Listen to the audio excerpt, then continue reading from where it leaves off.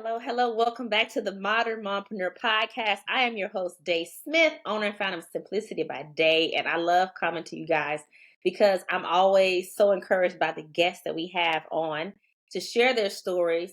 And today I have a dynamic duo. You know, they are a power couple in my mind.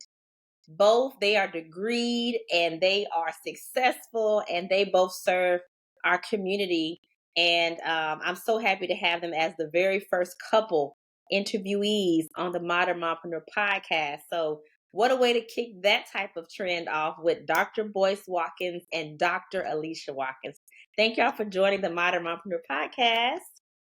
Yay. Thank you for having us. The first couple. May there be more. Yeah. May there be more. I like that term mompreneur, by the way. Yes. I think I like that. I just now thought about that, and I just think so. Ask me about that, because I think that there's a lot of feedback in terms of the mompreneur, why moms are natural entrepreneurs. Oh wow! Yes. Okay. And I love the fact that you put modern at the beginning of it, modern mompreneur, because that's important. You can ask me about the the term modern. I will ask you. That's coming up. I want to hear it all.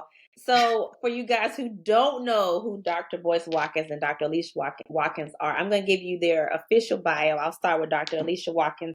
She is a full professor of social work and a licensed clinical therapist with over 20 years of practice experience. She's the founder of Coaching with Dr. Alicia, LLC, where she specializes in a certified couples coach, equipping couples with evidence-based skills to strengthen their relationships, improve communication, and foster marital bliss. We need that.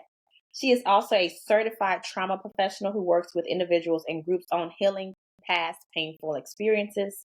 With 3 children of her own and a firm belief in love, wellness, and healing the community, Dr. Alicia draws from her personal experience to inspire couples to thrive together. Love it, love it.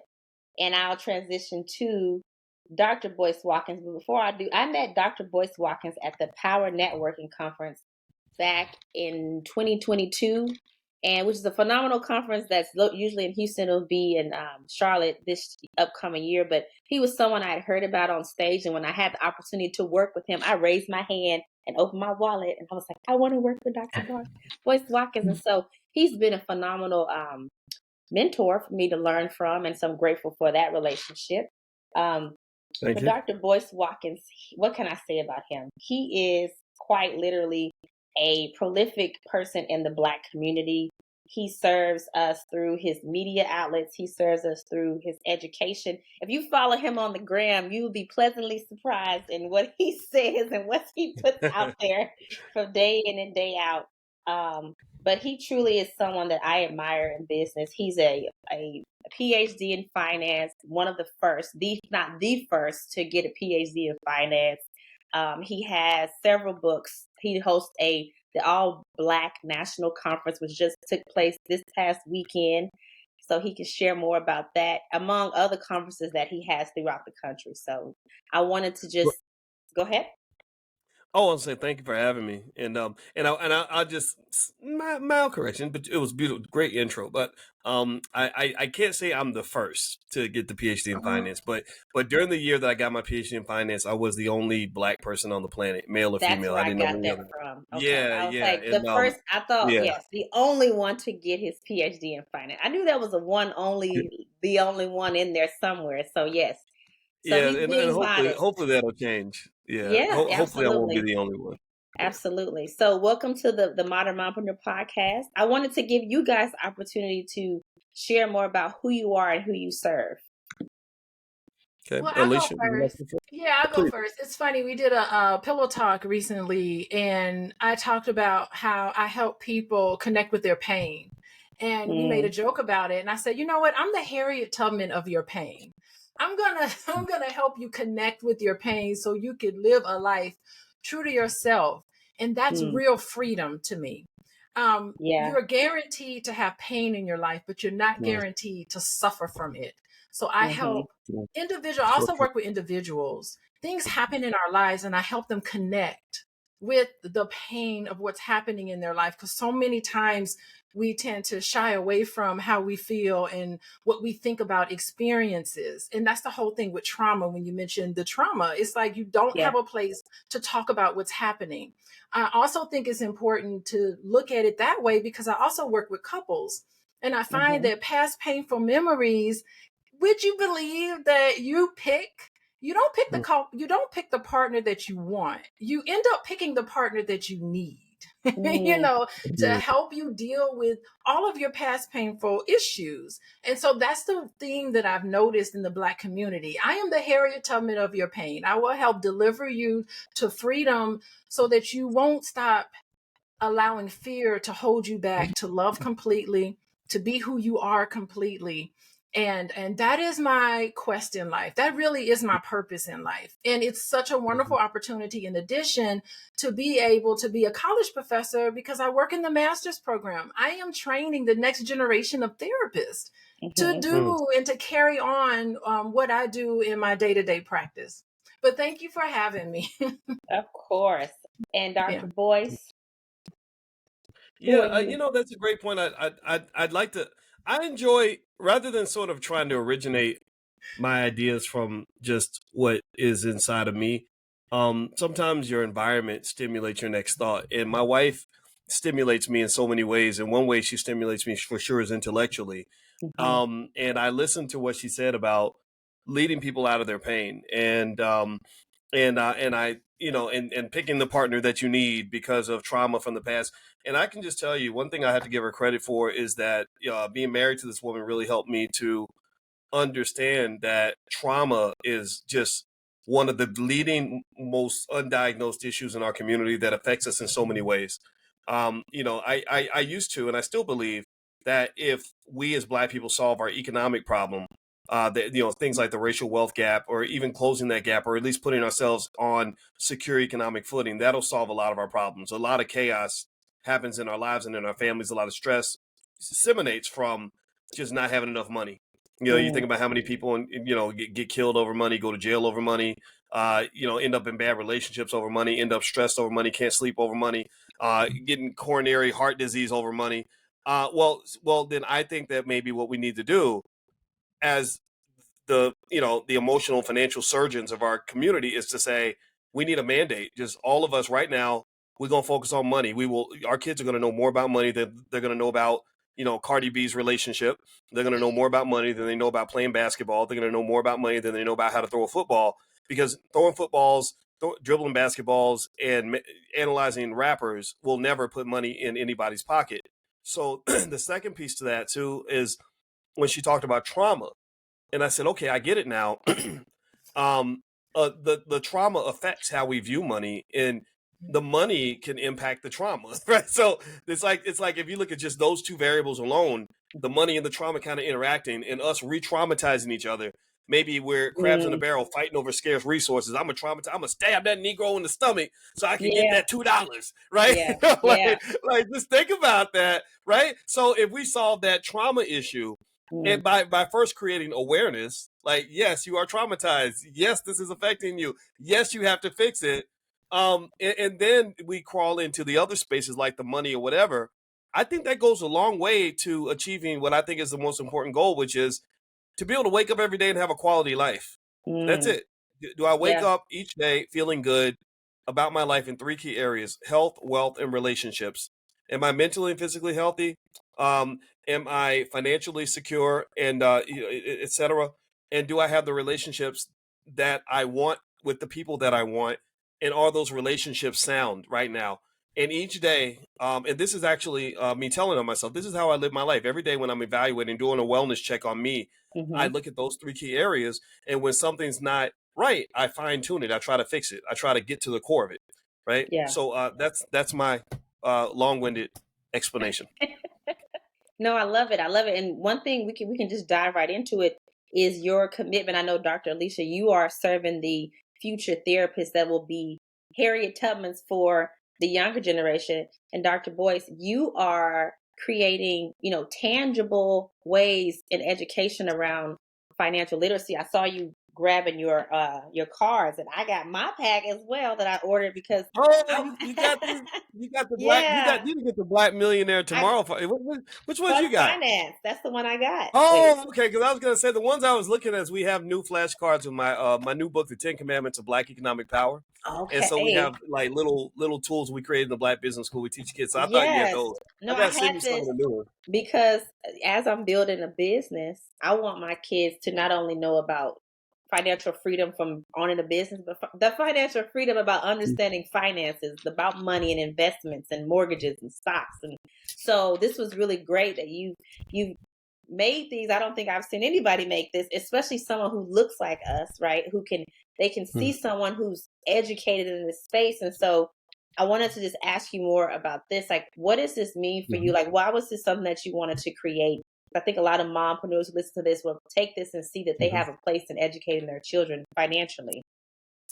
Well, you talked about building your business, and you also talked about educating your kids on financial literacy. And what I would I would argue that you're doing is you're not doing two separate things.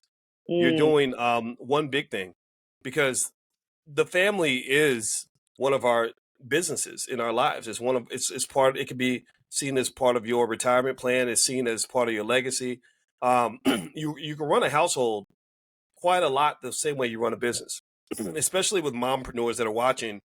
I would encourage moms to understand. Look at how hard mothers work to run a household. Like how many different things. And I had it. I we have a blended family. And I'm an old school Southern, like, I'm like I was raised by a Southern Black man who believes in like certain aspects of masculinity that might be seen as like old fashioned, but it was like, to me, it was like, no, when I'm here, I'm gonna come in. There's kind of a new sheriff in town. I'm not running the whole house by myself. My wife is the queen, but I was like, let me talk to you about some of the things that I think you might want to consider adjusting. I don't tell my wife what to do, but I try to persuade. And I said, you work your butt off, and these kids drive you crazy, and they have just infinite access to you.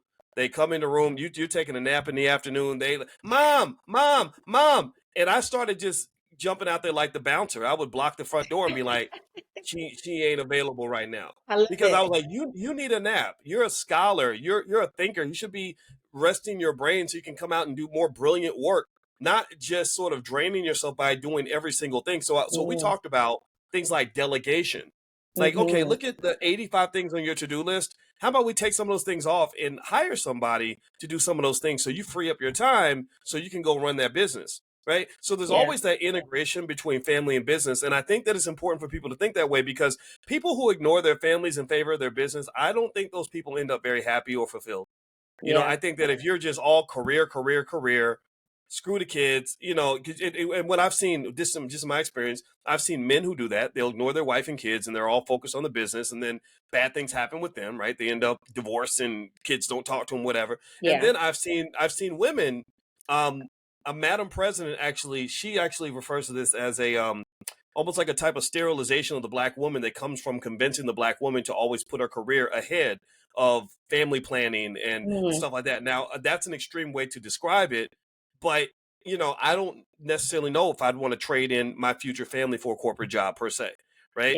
Not to judge anybody's choice, but my point is to say that I think that if you look at family and business, instead of looking at them as two separate things, look at them as things that can integrate with each other and support each other, right? The business supports the family supports the business. It's not just more lucrative financially and more fulfilling emotionally. It's so much fun. I like working with people that love me. I don't like working with people who don't. Yeah. You got the right dynamic. Yes, for sure. And then Dr. Alicia, for you, since you have a different approach, you're more connected to this generation that you're teaching around your students in the social work space, in the therapy space. Why is that important to you? And how do you kind of make sure that you're pouring into them so they can, if they do become someone who's building a legacy, that you're giving them the tools to be able to have conversations, build relationships, and manage through life as a therapist? Like, how do you help them with that? Help who? Like help my children, or help the students? Help your students be equipped to teach others to be able to go out into the world and impact others so that they can have good mental health? Oh my God. Yeah. I mean, we talk about it, and I teach all the practice classes, and I also teach the research classes. So we definitely incorporate self-care in the type of training that I do with social work students.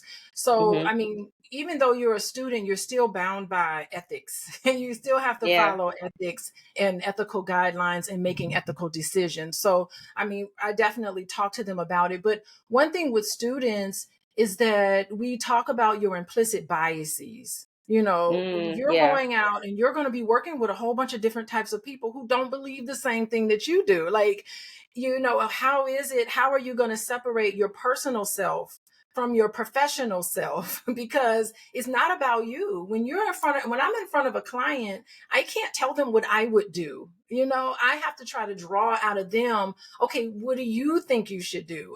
So many times we get sucked into giving advice, and I think that's the beauty of being a therapist, because you can tell people what to do and you have this position of power, but you have to be very cognizant in that power. And I think compassion is the biggest thing to keep in mind for anybody who wants to be a therapist, is compassion. Even when I talked about pain, compassion for their pain.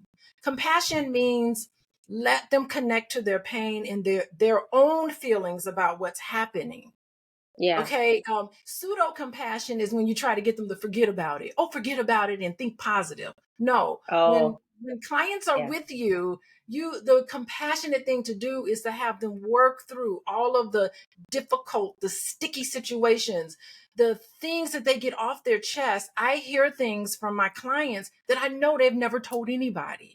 And that's a privilege of having that information. And I don't take it lightly. You know, I take it very seriously. The clients that I see, I'm just honored that they respect me and trust me enough to tell and to get all of this stuff off their chest that they've been holding around. You know, I've worked with men who are going through some really tragic things, and they'll be laughing and joking with their families and carrying on. But then when they come into our sacred space, they're crying like a baby, you know? And I just feel so honored to be in that position. And so that's what I tell students, you know, when you are helping someone else's in their problem, it's not about you. Put all your own issues to the side. That's why self-care is important, to make sure you do that. And I have a lot of self-care that I'm planning my own retreat. You know, I host retreats for people, but I'm planning my own one in December. I'll be up meditating in the mountains. Love it. You know, connecting to my higher power. And so that's important for me so that I can continue to go out and do the work that I'm doing for my clients. Yeah. No, I love that. It taps into both of y'all's purpose and why you do what you do. And one thing Dr. Boyce alluded to was how, you know, with in kids as a mompreneur, sounds like you struggle with creative boundaries, right?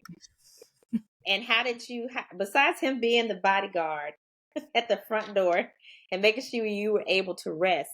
I know a lot of us as mompreneurs, we struggle with self-care, but you seem to have that down now. But take us back to when that was something that you were struggling with, and what did it look like? Why do you think you felt like you had to be so available?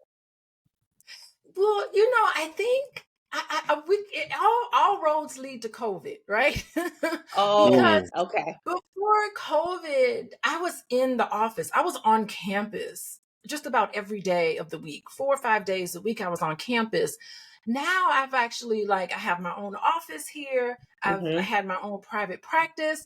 And honestly, in reflecting on it, I was talking to Boyce recently about it. I'm like, it's actually easier to be a mompreneur than it is to be an employee. You know, the hours are very flexible. Yeah, the hours are extremely flexible. There's certain times of the day I'm not going to book clients because I know I have to get my kids to school and they get off the bus, and I want them. As a therapist, I know I want to be the very first person that they come in contact with when they come into the house, because I want to be able to see how they're doing. Did they have a hard day at school? Sometimes they come home and they're crying. They're teenagers. All sorts of things happen on the bus, at school, at lunch. You know, he said, she said, and I want to be there for them to give to my children, you know, what I'm giving to everybody else, a listening ear. And I mean, and I think it's great. And I've gotten to the point in my university where I have, I'm a full professor. I have a lot of, I don't know, I guess status and flexibility. Mm-hmm. So I have some control over my time at the university. Now, Okay. because of COVID, I'm 100% teach online. So, Okay. 2 days a week I'm online and I can grade papers whenever I feel like it. So my time is very flexible and I love it because I have children. I can't adhere to every beck and call of the kids. Like Boyce, Yeah. thank you, Boyce, so much for protecting my time. But there are things that are so important to them. I have one daughter who's in dance. Her dance is so important. She gets up on that stage. She's on the team. And I love to see, I do set aside time where I'm going to go to her performances and see her get up there and compete. I have another daughter who's in track and field. Those track and field meets are just way too long. I don't know anybody in track and field. Kiss your day goodbye. So I try to do what I can to like be there for her in very important, meaningful ways. But the other stuff we farm out to people. I get somebody to do my laundry.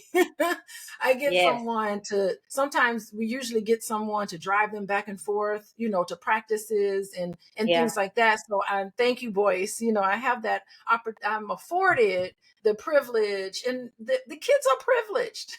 They got a whole lot of things that I didn't have growing up, but I'm honored to be able to give them that. I love it. I love it. So we're still here. Remember, Riverside. Okay. It'll go in.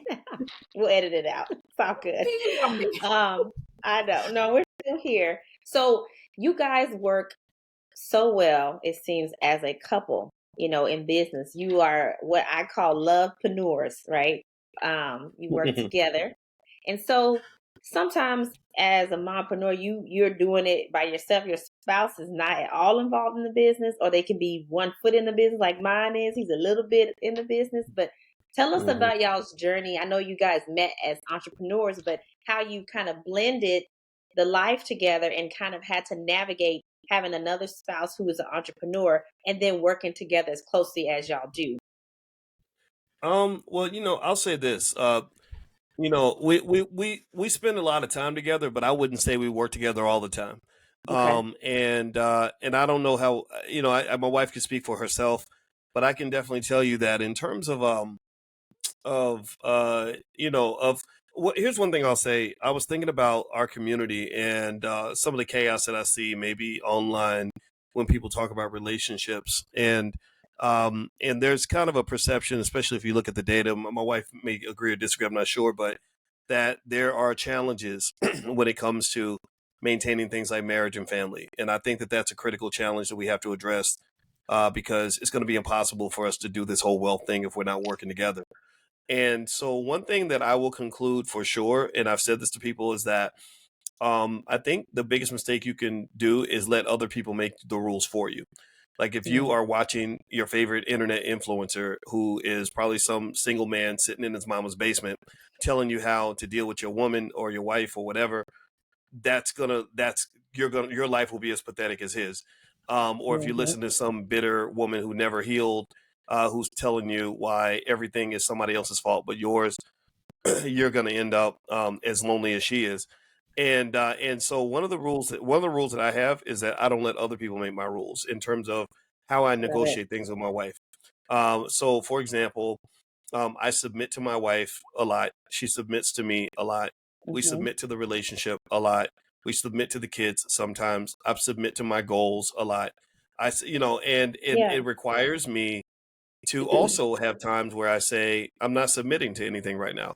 I'm out or I'm focused on something else right now. So, people have different personality types. So I am an introvert. My wife is more of a socialized extrovert. She feeds off social energy.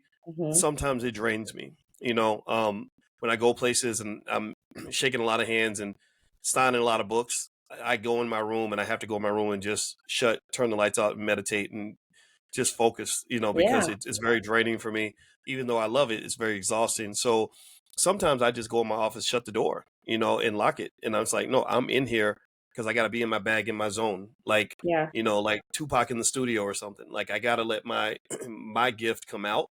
And it's not going to always come out if I'm being interrupted every 2 minutes, right? Yeah. And is that weird for some people? Yeah, it probably is, but I don't care. It's like, I just believe overall, and that you have to figure out what's going to give you your peace, but you also have to understand that when you're pursuing your peace, if you've made some sort of agreement and alignment with other people that you're going to do this thing together, whether you're talking about a basketball team, a marriage, a business, any form of partnership, a government, anything, you always have to understand that there's something in that space that's more important than just you and what you want all the time. True. I mean, if you want to be solo in everything that you do and every decision you make, then be solo. Be lonely, be an island. And I guarantee you that you won't accomplish nearly as much as people who are working together. So my wife can answer in her perspective of kind of how that works, but it's a negotiating process. There's a lot of conversation around that. There's a lot of getting to know each other. Like, oh, well, when you did that made me think you didn't even want to talk to me, and whatever. And it's like, no, I wasn't trying to be rude. I just don't want to be bothered by nobody. So I think it's kind of it is a process. So I would not say that any couple that wants to work on a business together should feel like there's any sort of way that you have to do it. You may do it in a way where you say, you know what, I go to my business so I can spend some time by myself. Or you could say, being in my business gives me more time to spend with you, and you want to spend time with me. And I've seen couples like that that spend 95% of their time together. That ain't us. Yeah. That ain't us. But go ahead, please. Yes. You are so funny. He always tells me, oh, I'm so happy. Our offices are right across from each other. So my office is open, an open book. And Boyce is all bolted inside his office. I think that's interesting. Yeah, I like you being close by though. I do. I don't want you. Yeah, I like because it honestly, if it stems, I think that we're just kind of grown up versions of little children, and what I visualize is like how you might have a little boy who wants to sit in his room and play with his trucks. But his mama's in the kitchen and he just likes to run in there and grab a cookie and give his mama a hug and get back to playing with his trucks. Yeah. But he don't want his mama. He may not want his mama to play with his trucks. Does. He just gives you a hug and it's gone again. It's like, they're back to work, mama. Gotta go back to work. Yeah. I don't know. Y'all analyze that, but that's what I see. Yeah, I really do. I do feel that. But I think like Boyce, I don't know how you feel, but I feel like Boyce and I is really organic. I don't think Boyce and I ever sat down and said, I don't think I've ever had a strategy meeting with Boyce about what we're going to do and how we're going to work together. It all was very organic. He was like, oh, I'm talking about this. Come on and talk about it. And so I'm like, okay.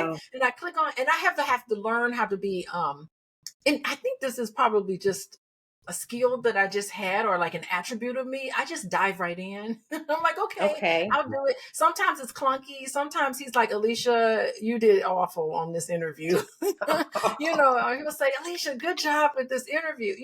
He gives me feedback, not detailed feedback, but it's a transition for me. I'm a therapist and a college professor, and here I am on social media, something I never had done, something that he had been doing for the past 15, 16, 17, I don't know, all his life seemed like on social media. So it was just really organic. And I kept asking him questions about starting a business because I didn't have my own business until we got married or we started dating. Actually, it was when we got married when I started it.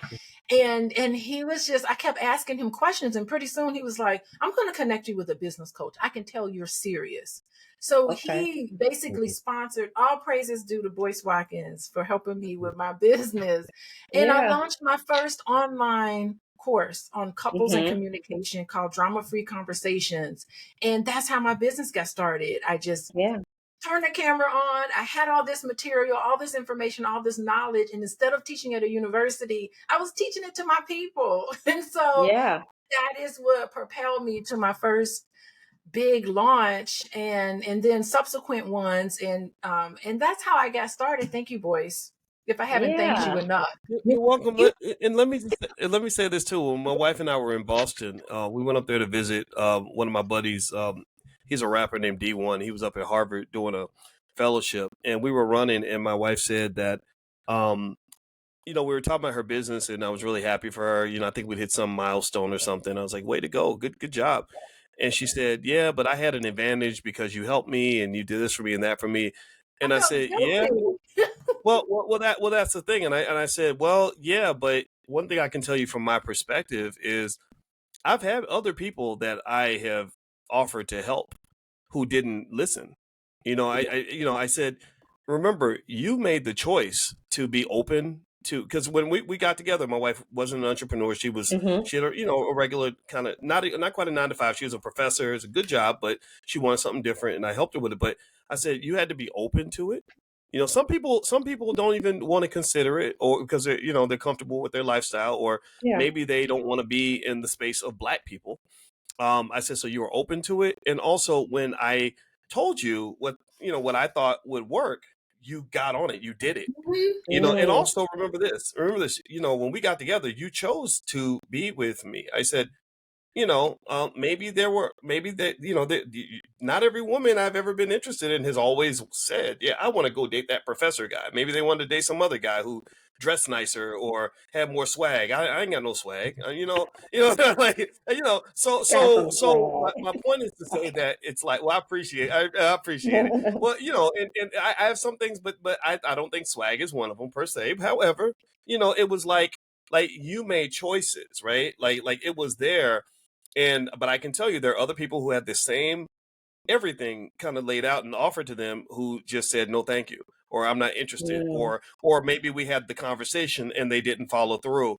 And that leads to one of the, I think if I was to give anybody sort of suggestions on ways to cope and work through in a healthy way the challenges of family and marriage, some words came to mind, some buzzwords that came to mind that really helped me a lot.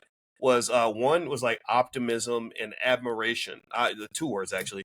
So optimism and admiration for my wife means that rather than looking at the things that she doesn't do right, I try to always make sure I focus first on all the things she does very well. Right. So rather than saying my wife won't do this, my wife can do that, I stop and I say, no, wait a minute. First of all, my wife is fine as hell.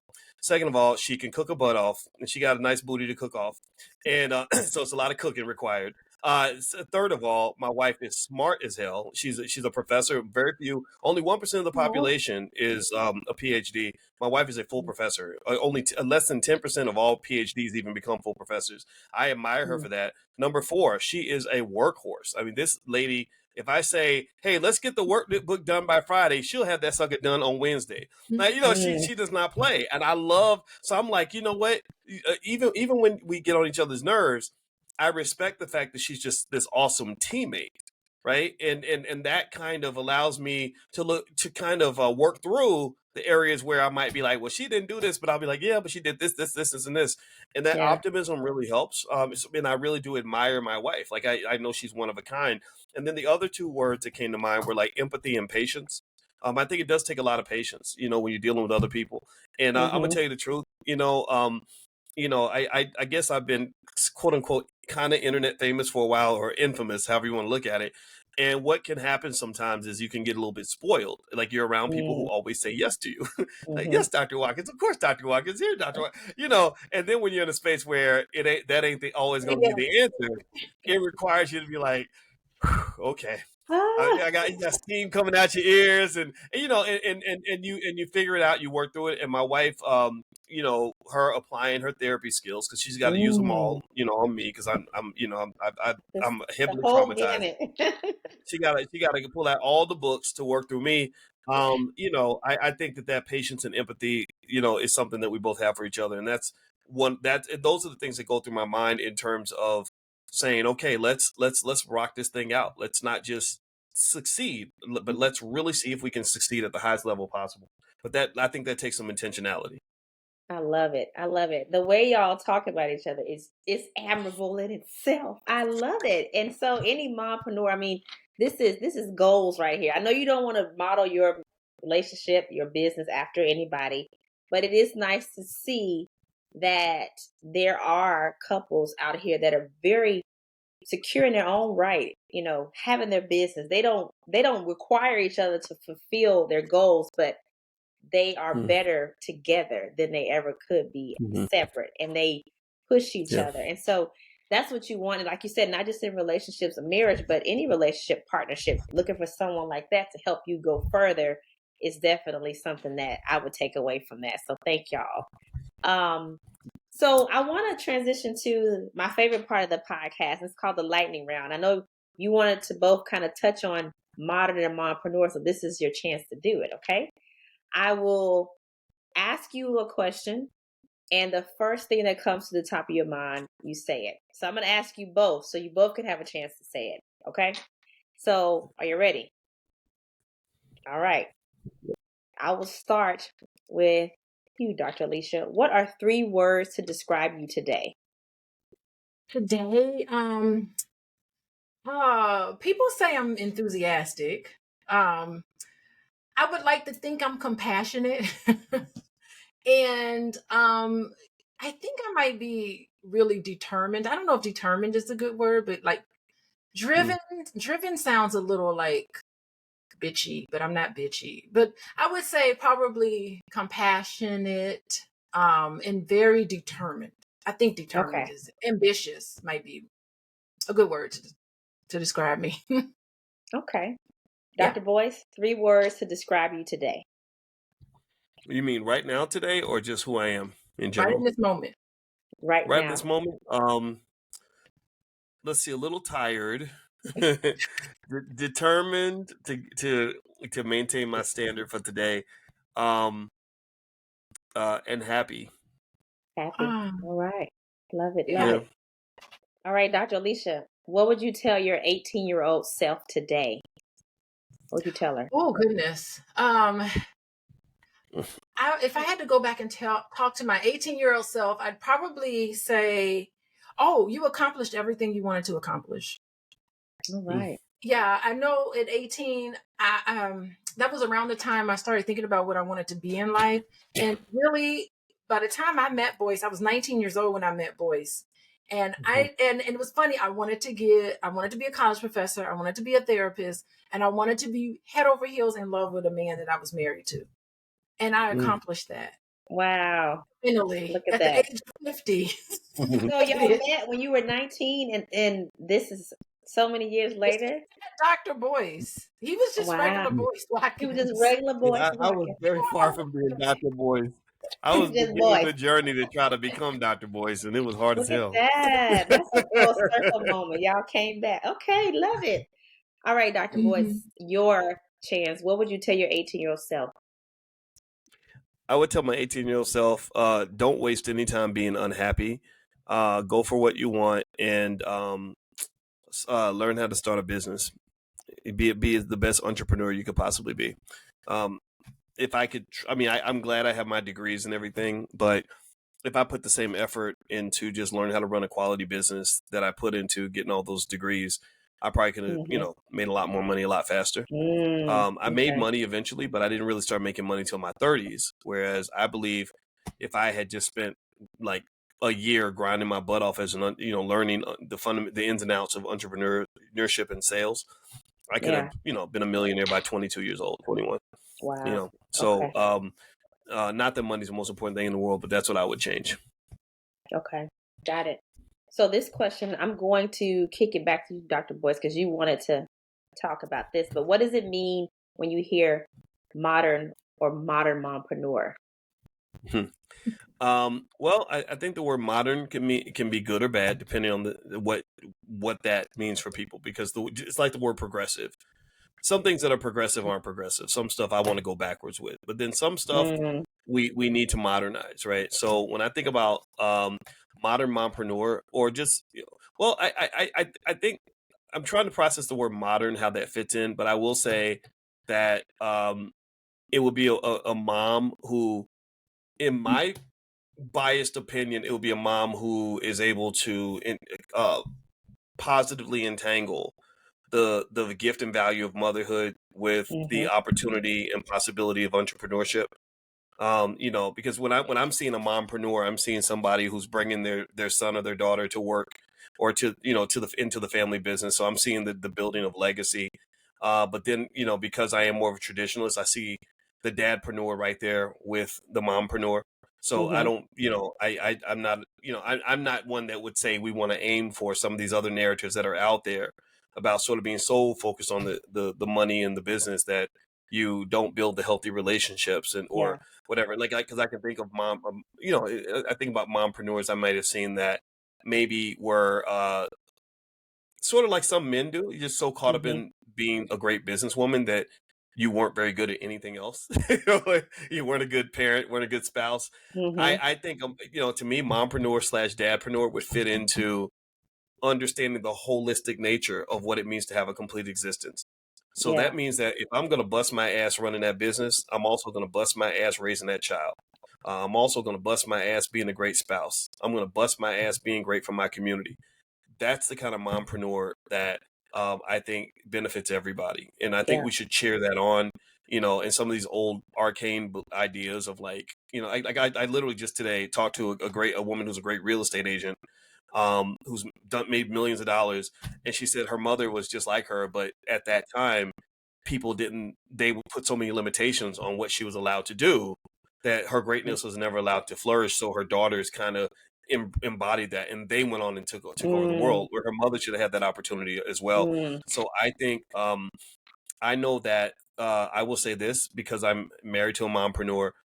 I learned, again, because I don't believe in necessarily letting anybody else make the rules. I learned that you have to spend time studying what it means to be in a marriage with a high-powered woman, and it's not, it doesn't have to be emasculating or whatever, but it does require you to have a certain level of comfort with yourself. Maybe you call it maturity, whatever you call it.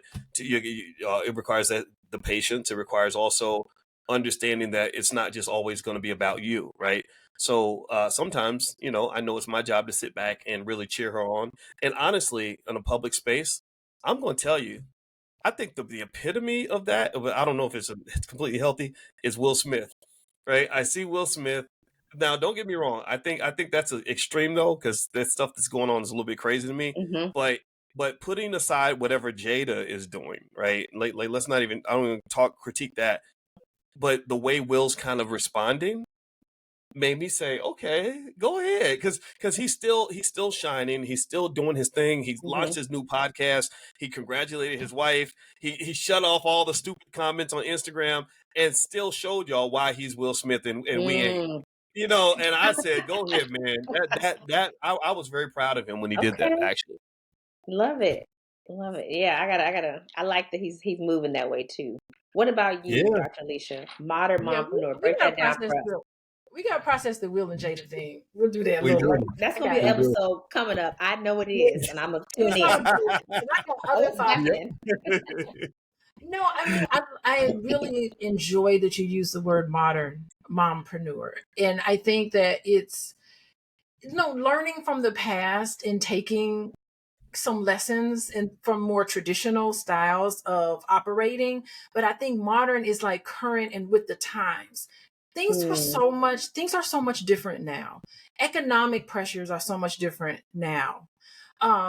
Just our evolution in the way we think about gender roles and what it means to parent children.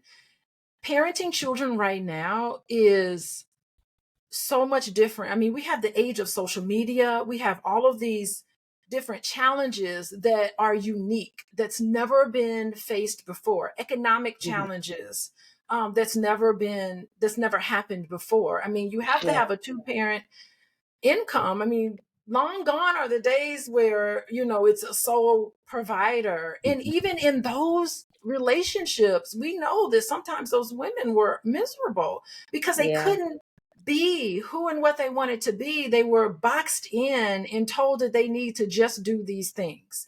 And so I think now we've opened up the discussion where, like Boyce said, you negotiate how you want your marriage to run so that everybody feels fulfilled. Yeah, I'm taking on some of the household duties, but so is my spouse taking on household duties. We're giving it to the kids to take on with age appropriate. All of us are kind of in it together instead of it just resting on one person.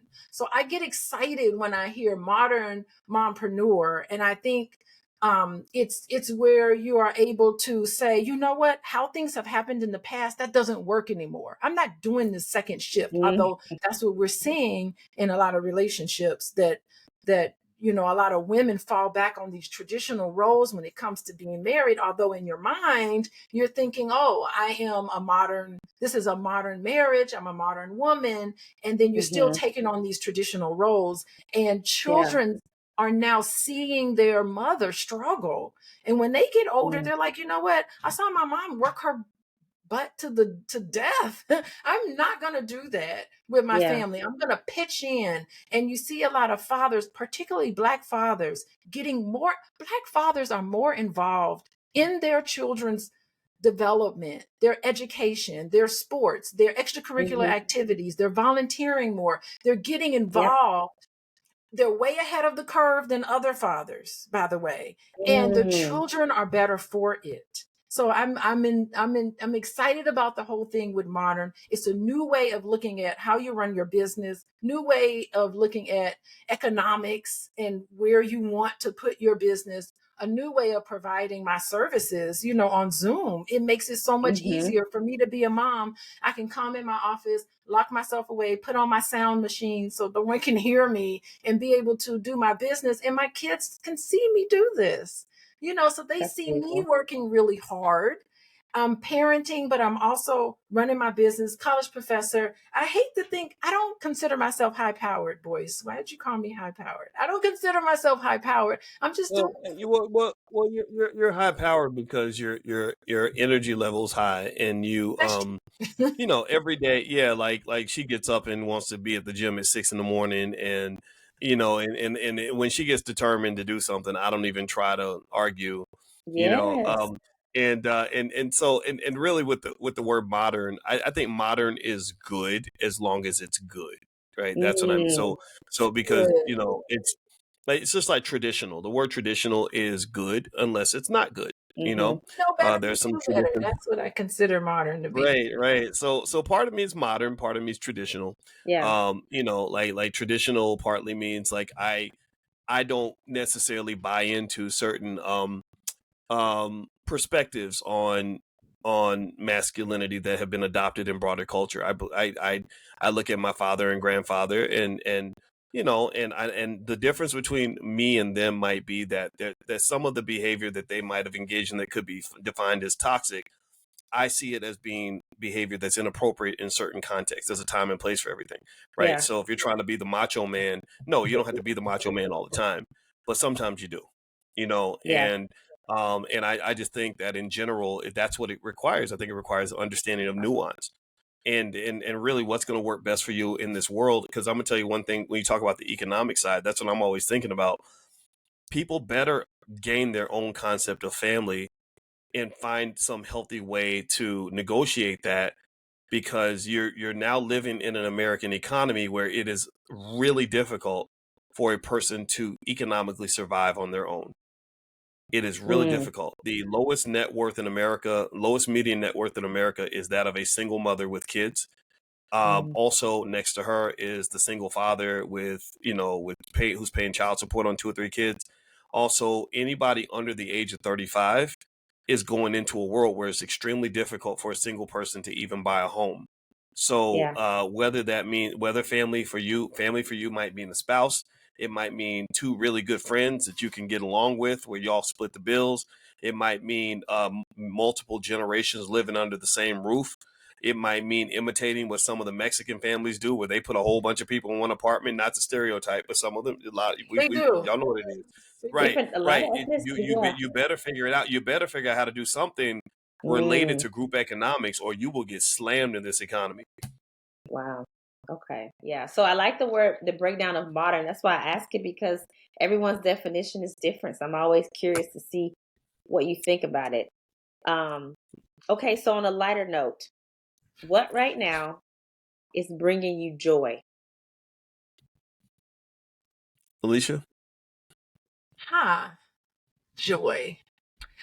I think that's a really good question. I think honestly, every day I get to get up in the morning and I get to do what I love and what I enjoy every single day. And honestly, and this hasn't always been like this in my life. Honestly, I get up every day and I'm married to a man that I absolutely love and admire, like for real. And it really brings me joy to see him go off and play with his trucks and then come and come grab a cookie and give me a kiss. Like, it Yeah, is really beautiful. I give her 20. I give her exactly 20 kisses every morning, He don't I? does. He really does. And it is I so love great. Like, to finally have that type of relationship that I've always been looking for. I really get joy in watching my kids, grow and understand and they work for us. They have worked for us. But there's now my middle child. Sometimes you gotta fire your kids, Okay, but hey. but our 16-year-old, like, she works for us and she's all into it. And she's got all these cool ideas. Like, that brings me joy. And she and her friends, they're sitting there talking about what they're going to do when they get older and they can start their own business. Like, they're already thinking about this. Like, she's already talking about, oh, I want to get into real estate and I want to be a nurse and I want to be all of these cool things. It's great to see them develop, and it's so nice that they have biological father and they have a bonus dad that so supports them. Like, I will tell you, Boyce and their biological father, they are two real grown-up men. They do not act like little boys. They are so mature, and they are a great example of everything I would ever want in terms of the type of men that I would want to have my girls and particularly my son around. Like, I could really say those are the type of people I want to be around them. So, I mean, I really find I don't take it for granted at all. I sit back and I think about all of the privileges that I've been able to give my children that I did not have. I did not have. I had a silver spoon in a lot of different ways because my father was a college professor, and so I spent a lot of time on computers as a child in the 80s. Who does that? So I did have a lot of unique experiences, but at the same time, I'm able to offer and to provide and to do things with my kids that I wasn't able to do myself. I'm telling you, my 18-year-old self, I mean, that's such a fascinating question. I have no regrets at all. Absolutely none. I look back on it and I'm like, I really enjoyed myself. That was a time I lived in Chicago. I enjoyed myself, Yeah, that's enjoying. So I find joy in so much. That's a great question. Good. Thank you. Oh, good. I love to hear y'all's answers. So, Dr. Boyce, you want to take a stab at it? What's bringing you joy? Yeah. Well, if you think about joy in terms of happiness, I think about terms like joy, happiness, and contentment. I can definitely say I'm content with my life, and every day I'm content. Because I concluded a long time ago that the things that really give you that consistent happiness tend, for me, I realized it was like the little things, like getting enough sleep, doing work that I enjoy, working around people I actually like, taking an afternoon nap, eating my favorite food. Like it's really it's the little stuff. It's not being famous or having money or buying a Lamborghini. Those things are temporary highs. They feel good, but that does not give you consistent, permanent happiness, in my view. Also, the more self-aware you are, the more you can sort of look at your own internal mechanics, and you can say, gosh, I'm feeling out of it today. I wonder what's going on. And then you can sort of dissect, diagnose, and figure out, okay, okay, maybe I need this. Maybe I'm just, sometimes like I'll be in a bad mood and I'll be like, you know what? I think I'm just grumpy. I need a nap. Like I learned that 80% of my problems can be solved with a good nap. So that but like overall, I also saw something where a long time ago they said they studied the happiest people in the world, and they said that happy people are happier because they're happier. That's it. They just they make the choice to be happy. I love it. And they have a whole class at Yale on happiness, and it's the most popular class there. And I'm sitting here, I was laughing. I was like, do you have to take a class on that? Yeah, but I get it. I had to think a lot about happiness and joy because I did not have a lot of joy, like coming up. I would sort of hope that I would stumble upon things that could give me joy, and it didn't work. And then I chose to become more intentional about finding my joy when I got to be 19 years old. I remember the exact moment when it happened. And once I became intentional about it and realized that it's not something that happens by accident, it's something that you seek, something you choose. at that point, it was off to the races. And I also feel the same way about things like confidence. I believe confidence isn't something you have; it's something you choose. So in certain situations, when I'm not feeling confident, I'm like, no, I'm gonna choose to be courageous. I'm gonna choose to be confident. Yeah. And that to me is my view on joy, happiness, and all those other things. Love it. Love it. I love y'all's your description of it, because it really does speak to what you're doing, what makes you happy right now. You're not at the point in your life where you're doing things that aren't bringing you joy, and I can tell in your relationship and how you choose what business endeavors you're going to go into, your naps, all the things. So I love it. I love it. And we have to do that. We have to do that. It's definitely important. Choosing to bring yourself joy. So, well, thank y'all for doing the lightning round. It's always my favorite part to learn more about my guests. And so as we close out, I just want to first of all say thank you so much for creating space in your schedule and in your life to join me on the podcast, the Modern Mompreneur podcast, especially as my first couple, especially as such a powerhouse couple. I know you don't want to hear this, Dr. Alicia, but you are indeed a powerhouse couple. I'm so honored and privileged, and I learned a great deal from you guys. So thank you so much for that. Also, I want you to spend a few minutes just telling people how they can connect with you, and we'll add anything in our show notes. But feel free to share with the community how they can keep in touch with you. Okay. I'll go first. The best way to get a hold of, keep in touch with me is on Instagram, Coaching with Dr. Alicia. I'm also on TikTok with Coaching with Dr. Alicia, but Instagram is the best way to get a hold of me. And of course, my website, coachingwithdralicia.com.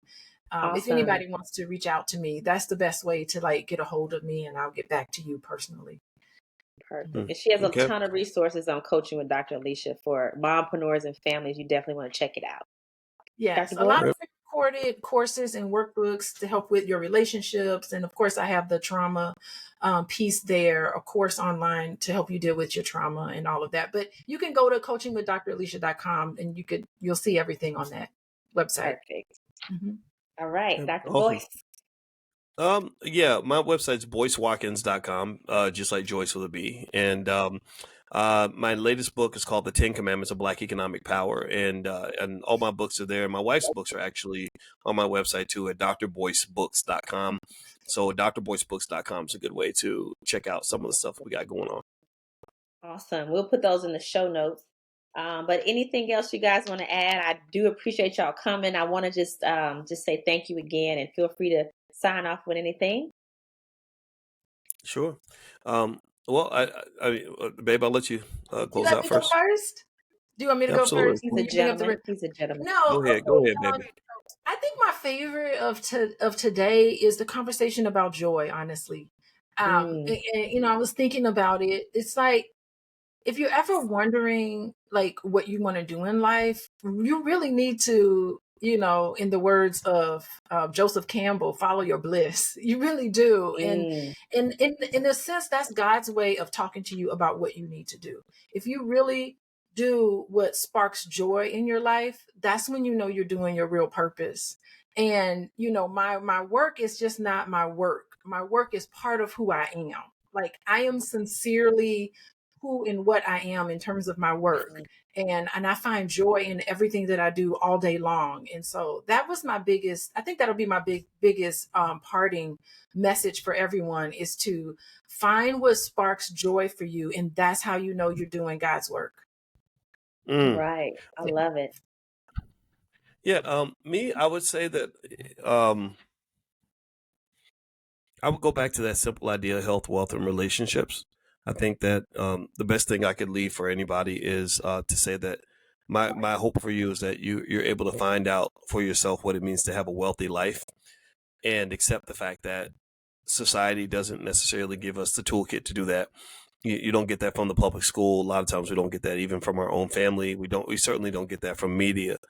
So given that media, government, family, and the public school system all teach us, unfortunately, the opposite of what it means to be healthy, content, and complete, piece that together on your own. Have the courage to do that, and just know that there are people out there that can help you do that. If you start with things like economics. There are people out there like me that can talk to you about what financial security really looks like if your goal is to look at things like your relationships.